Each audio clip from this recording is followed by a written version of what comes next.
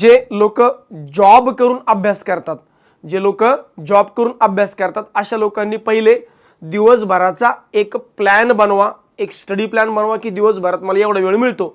मग त्या दिवसभराच्या वेळेमध्ये तुम्ही नेमकं कशाची तयारी करायची आहे, प्रीची करायची आहे की मेन्सची करायची आहे की दोन्ही करायची आहे, यापैकी डिसाईड करा. समजा फक्त तुम्हाला प्रीची तयारी करायची आहे, फक्त तुम्हाला जर प्रीचीच तयारी करायची आहे आणि मेन्सला अजून थोडासा वेळ आहे, तर मग त्या दिवस तेवढा जो वेळ तुम्हाला मिळतो 4 तास 5 तास, त्यात फक्त आणि फक्त प्रीचा प्लॅन बसवा.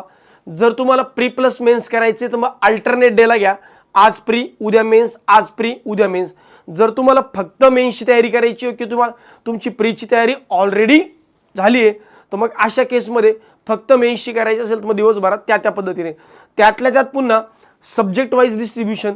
जसं नॉर्मली जर 4 तास मिळत आहे तर मग अशा केसमध्ये आयडियली 1-1 तास क्वांट रिजनिंग इंग्लिश जी आहे असं दिलं पाहिजे आणि इतरांसोबत कंपेअर नाही केलं पाहिजे. त्याच्यामागचं कारण असं की जे फुल टाईम तयारी करणारे लोक आहेत हे 10-10 12-12 तास अभ्यास करतात. तुम्ही 4-5 तासातच जर त्यांच्यासोबत बरोबरी करताय तर मग ते कम्प्लिटली चुकीचं आहे.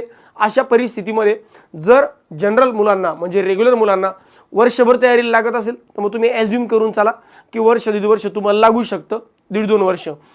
जर तुम्हाला वाटलं की एका सर्टन टाईम नंतर सर माझी आता तयारी खूप चांगली झाली आणि आता मला असं वाटतं की माझा अभ्यास चांगला होऊ शकतो, तर मग अशा परिस्थितीमध्ये तुम्ही जॉब स्किप करून मग नंतर तयारी करू शकता पूर्ण वेळ. तर हा झाला वर्किंग स्टुडंटसाठीचा स्टडी प्लॅन.